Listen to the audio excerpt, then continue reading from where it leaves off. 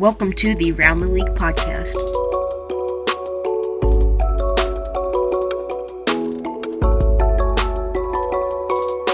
Hello everyone and welcome to the Round the League podcast. I'm your host Bryant and this is your podcast for everything sports. You can find this podcast on all of your favorite podcast platforms at the Round the League podcast and on YouTube at the Round the League podcast. Let's go ahead and get into this week's episode, starting out with college football. Real quick, I do want to say if anyone can guess whose jersey I'm wearing right now, this hockey jersey. If anyone can guess what team that is, I will pin your comment. So go ahead and guess away at that. So starting out this week, I want to talk about the Heisman Trophy. Not too much happened in college football this week, but Bryce Young did take home the Heisman as the first starting quarterback of from the University of Alabama to take it home. Their last two quarterbacks were both Heisman finalists, and Mac Jones and Tua Tagovailoa. And Alabama is the fourth team now to have back-to-back Heismans, and Nick Saban had a player get their fourth Heisman Trophy, which I believe is a coach record. It's either a coach record or he tied a coach record. So amazing there. Bryce Young, the year after Devontae Smith, he actually threw his first touchdown pass to Devontae Smith, and the results were pretty unanimous. A picture of the ballot did leak after the ceremony, and I'll go through that now. So first, of course, was Bryce Young, and how it's scored is basically everyone who votes gets a ballot, and I believe there are about 900 voters, and everyone gets a ballot, and you mark down your first, second, and third option, and then they total the points up somehow, so I'll take you through that. So starting out, number one was, of course, Bryce Young, the winner from Alabama, and he had 684 first-place votes, 107 second-place votes, and 45 third-place votes. Aiden Hutchinson was second with 78 first-place votes, so a huge difference there. 273 second-place votes and 174 fourth-place votes. Kenny Pickett was third. C.J. Stroud was fourth. Will Anderson finished in the top five. Kenneth Walker III, who I think was a little bit underrated. I mean, those other players were good, but he was amazing this year. Kenneth Walker III was the highest running back, finishing sixth. Matt Corral was seventh. Desmond Ridder was eighth. Jordan Davis was ninth. And Breece Hall, the running back from Iowa State, was 10th. An amazing Heisman ceremony there. They actually held the ceremony for the first time this year at Jazz at Lincoln Center, or Jazz at Lincoln. It's a really cool place if you didn't watch the ceremony, where it's basically set up and then there's just a window so it's like just out into a view of New York. I think it was amazing. Behind the back, they had the pictures of all of the Heismans behind the back wall, and they were kind of scattered around. They had a big behind the podium, they had all the Heisman standing there, and like a big blow-up Heisman. They had a whole different room where they did interviews and stuff. So I thought that was an amazing venue. But now moving into the Army-Navy game, this is one of the best rivalries in college football. And the Army Black Knights went in a lot. Most of the time, this is a very low-scoring game. And the Army came in 8-4, and Navy came in 4-8. The opposite, and Navy pulls off the upset, 17-13. The Navy, who held the Navy, who had held the longest win streak, with 14 wins from 2002 to 2015. Then they kind of traded for a little bit. Navy leads the all-time series 62 to 53, and then 7 ties. And Navy got the win this year. And Army took it home last year, but Navy got the win this year with a huge upset, 17-13. So an amazing game there. This is Navy's second win in the last 6 years, and they actually went into halftime down 13-7, but they shut Army out in the second half and were able to get the win, 17-13. In the NFL, the Vikings beat the Steelers 36-28. 36-28. Chase Claypool at the end of the game. I didn't actually watch any of the game, but I believe there was a moment where he picked up a first down that was huge for the Steelers, but I think he ended up celebrating, ran 2 seconds off of the clock, which was, I believe, within the last 2 minutes, and the Vikings do end up getting the win. They squeak it out 36-28. Saints beat the Jets 30-9. Falcons beat the Panthers 29-21. But Cam Newton started the game yet again, and he tied He tied NFL legend Earl Campbell with 74 rushing touchdowns, but he did end up getting benched in the middle of the game for PJ Walker yet again, and the Falcons do end up getting the win there though, 29-21. Seahawks beat the Texans 33-13. Chiefs beat the Raiders 48-9 in a huge win. The Browns beat the Ravens 24-22. The Cowboys beat Washington 27-20 in a huge performance by their defense. They were all over them, with Micah Parsons having 3 tackles and 2 sacks. Jordan Lewis had 6 tackles. Dorrance Armstrong's had 1.5 tackles. Leighton Vander Esch had 3.5 tackles. So their defense went crazy. And Dak Prescott threw 1 touchdown and 2 interceptions himself. The Titans beat the Jaguars 20-0. Broncos beat the Lions 38-10. Chargers beat the Giants 37-21. And currently, the game between the Bengals and the 49ers is in overtime. The Bengals just kicked a field goal, and now the 49ers have it 3rd and 5 at Cincinnati's 21. They have to score either a field goal to take it into the second overtime, or they have to score a touchdown to win the game outright. And the Bills and Buccaneers game is also just went into overtime, which is insane. These 4 o'clock games. That's pretty crazy. They both went into overtime, and currently the Bills are tied with the Buccaneers 27-27. 2 amazing teams, and actually Tom Brady secured his GOAT status even more, as he currently holds the passing record, or most passing yards in a career, most touchdowns in a career, and now he just broke the record for most completions in a career, so now he holds all 3 of those records. And in the first half, the Buffalo Bills became the first team in 30 years to not hand off the ball in the first half, and they trailed the Bucs 24-3 going into halftime, and of course they came back now to tie the game. But that is crazy to not hand it off, but I mean, I don't blame them when they have one of the best quarterbacks in the NFL, Josh Allen, and a great receiving core. They don't have much of a reason to hand it off. And then tonight we have the Bears and the Packers. And then tomorrow will be the Rams and the Cardinals. That will be a fun game. Two of the best teams in the NFL. And something interesting that happened is the Cowboys flew their own benches to have on their sideline in their rivalry game against Washington. They flew their own benches into FedEx Field from Dallas. So, I mean, one of the most heated rivalries in all of the NFL, and just adding to it more there. And also, Lamar Jackson did get hurt this week. He had a sprained ankle, and he left early against the Cleveland Browns and did not return. It came back that he has a sprained ankle.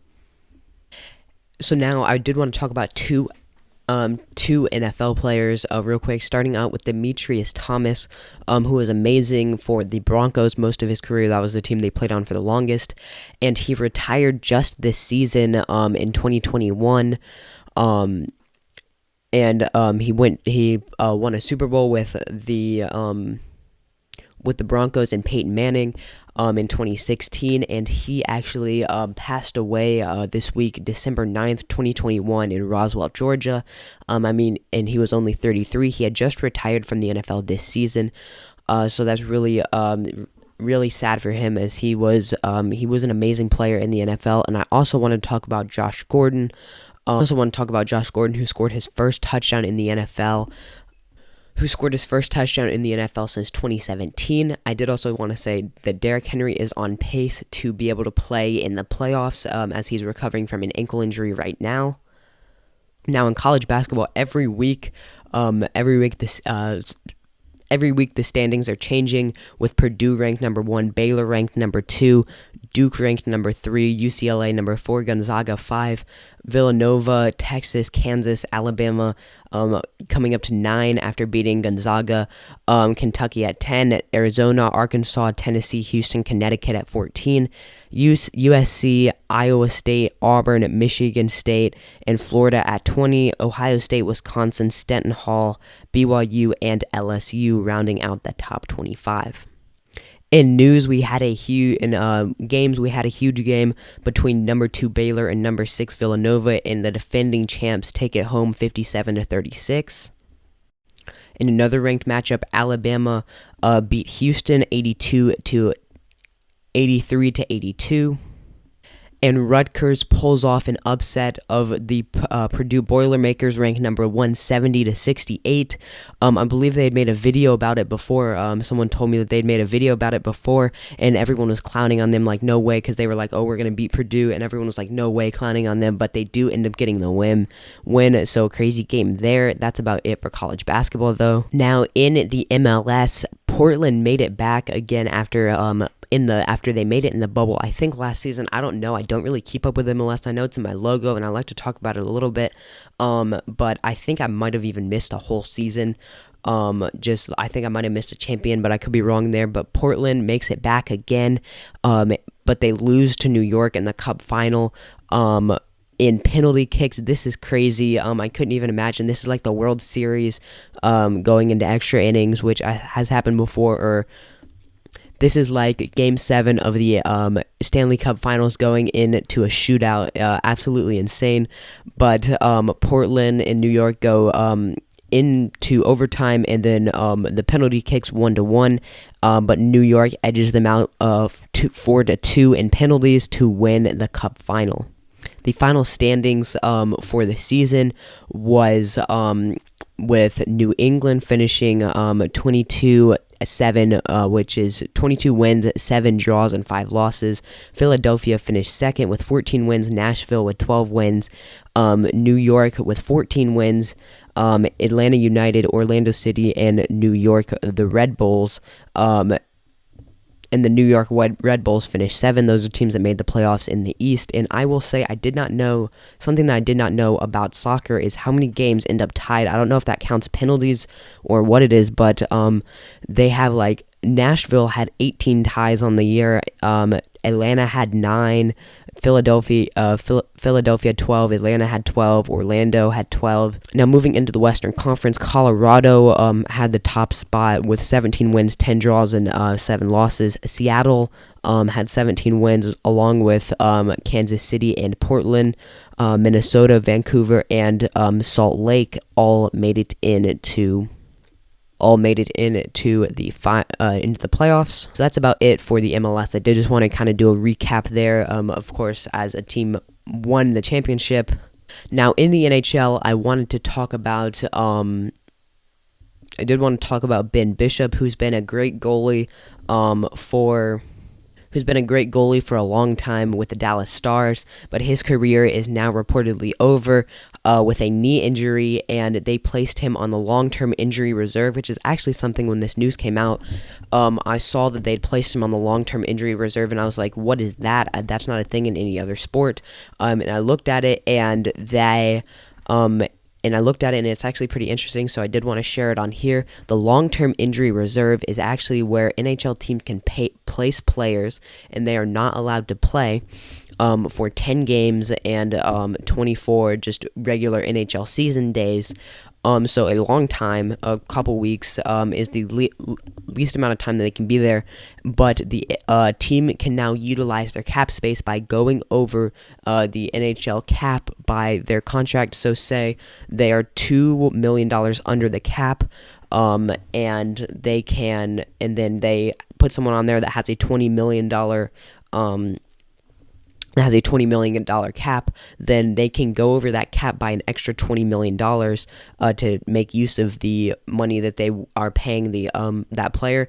And in his case, and also players like Andrew Shaw, who have retired from the NHL but are still on contract with the team, rather than just paying out that player, they put the player on this long-term injury reserve while they pay off their contract, and then they let that team go over the cap by set amount of money. And then, of course, if they were to return, then they would have to pay back the cap before that player can come back. But I just thought it was really interesting that there are some players that have retired but are still on the injury reserve and will be on their injury report and also on their payroll. I thought that was pretty interesting. And now finally in the NBA, I did want to go through the standings a little bit here.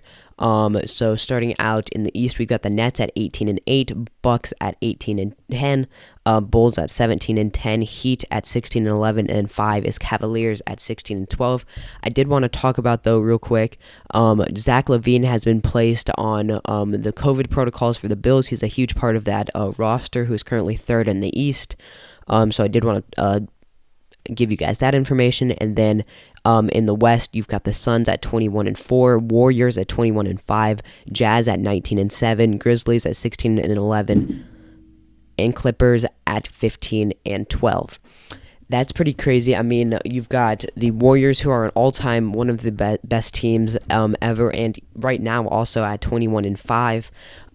And I mean, the NBA is currently being completely dominated by the West. You've got 2 teams over 21 wins and another one over 19, which is more than any team in the East currently has.